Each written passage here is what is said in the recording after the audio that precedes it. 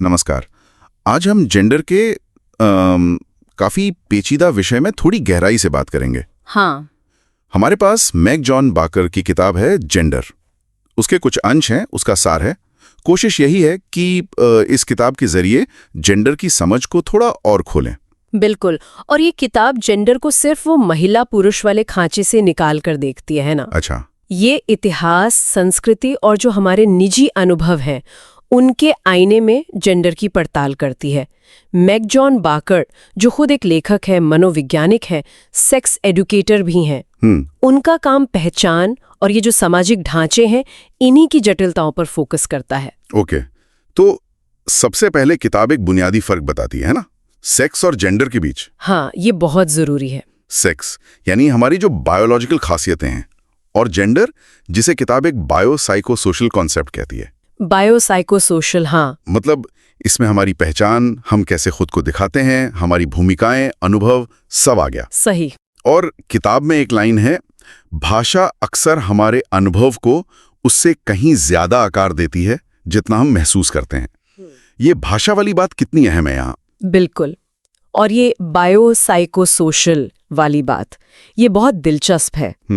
इसका मतलब हुआ कि हमारी बायोलॉजी, हमारी साइकोलॉजी यानी सोच और हमारा समाज, ये तीनों चीजें मिलकर हर इंसान के लिए एक बिल्कुल अनोखा जेंडर अनुभव बनाती हैं। अनोखा अनुभव? हाँ, ये सीधा उस सोच को चुनौती देता है जो जेंडर को बस दो हिस्सों में, मतलब बाइनरी में बांट देती है। अच्छा। किताब साफ कहती है, जेंडर हर स्तर पर विविध है, द्विआधारी नहीं, जैविक, मनोवैज्ञानिक और सामाजिक। हर स्तर पर विविध? हाँ। ये सोचने वाली बात है।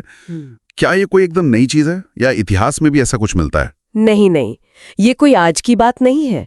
असल में स्रोत में रोमन साम्राज्य की गैली पुजारिनों का जिक्र है। या भारत में हिजड़ा समुदाय। ऐसे कई ऐतिहासिक सांस्कृतिक उदाहरण दिए हैं।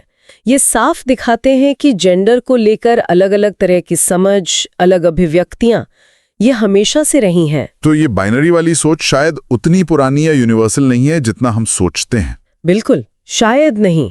एक और चीज जो इस किताब से सामने आती है वो है जेंडर स्टीरियोटाइप्स, मतलब वो रूढ़िवादी सोच और उसका असर।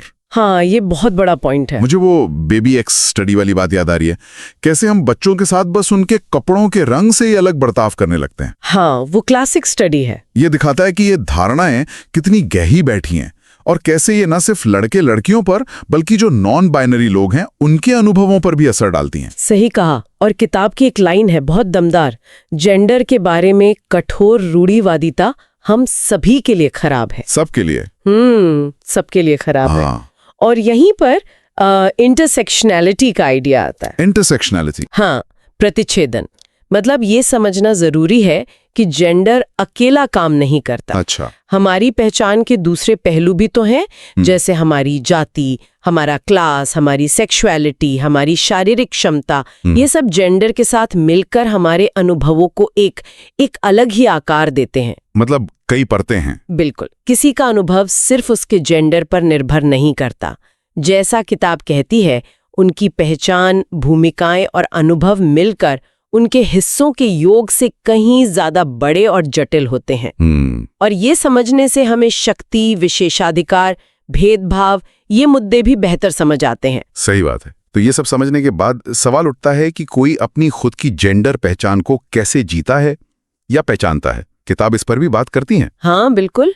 ये उस सफर पर भी रोशनी डालती है, जैसे नाम, सर्वनाम यानी प्रोनाउंस। हाँ। खुद को कैसे डिस्क्राइब करते हैं, अपनी बॉडी इमेज से रिश्ता कैसा है, जिसमें जेंडर डिस्फोरिया मतलब अपनी शारीरिक बनावट से असहजता, या यूफोरिया यानी सहजता का अनुभव, ये सब शामिल हो सकता है। और अपनी अभिव्यक्ति के जरिए। हाँ, और अभिव्यक्ति।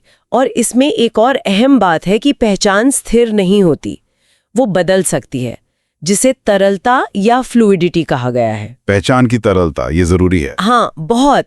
किताब कहती है ये पल हमेशा के लिए नहीं है, ये सिर्फ एक पल है। आप अपनी जेंडर कहानी बदल सकते हैं अगर आपको जरूरत या इच्छा हो तो। और फिर इस पहचान को दुनिया के साथ शेयर करने की बात आती है, जो कि बहुत पर्सनल और सेंसिटिव हो सकता है। हाँ, वो तो है। कमिंग आउट कैसे करें, पासिंग के क्या मायने हैं, मतलब किसी समूह में घुल मिल जाना, जेंडर को लेकर गर्व महसूस करना, इन सब पर भी बात हुई है। और वो जो बात थी समुदाय या रोल मॉडल ढूंढना, हाँ, वो भी काफी मददगार हो सकता है। बिल्कुल, सपोर्ट सिस्टम। एक दिलचस्प बात ये भी थी कि किताब सेल्फ केयर यानी अपना ख्याल रखने को भी एक तरह की सक्रियता, एक्टिविज्म मानती है। हाँ, वो लाइन याद रखने लायक है। अपना ख्याल रखना स्वार्थ नहीं है, ये आत्मसंरक्षण है। आत्मसंरक्षण, बिल्कुल, क्योंकि अपनी पहचान के साथ जीना और उसे दुनिया के सामने रखना, खासकर जब समाज की सोच थोड़ी सीमित हो, तो ये अपने आप में एक बड़ा कदम है। इसके लिए हिम्मत और सेल्फ केयर दोनों जरूरी हैं। तो अगर हम संक्षेप में कहें, मैक जॉन बार्कर की किताब हमें बताती है कि जेंडर एक जटिल चीज है, पर्सनल है, सोशल है और लगातार बदलती हुई सच्चाई है। वो बायोसाइकोसोशल नजरिया, इंटरसेक्शनैलिटी, भाषा की भूमिका और रूढ़िवादिता का असर, ये कुछ मुख्य बातें हैं जो हमने समझने की कोशिश की। बिल्कुल। और अंत में एक विचार के साथ छोड़ते हैं श्रोताओं को, जो किताब के निष्कर्ष से जुड़ा है। जरूर। किताब कहती है कि जेंडर की कहानी कोई लिखी जा चुकी किताब नहीं है। ये एक जीती जागती, सांस लेती, हमेशा विकसित होती कहानी है, क्योंकि ये हमारी कहानी है। हमारी कहानी। हाँ, और हम सब परस्पर निर्भरता के जाल में बुने हुए हैं।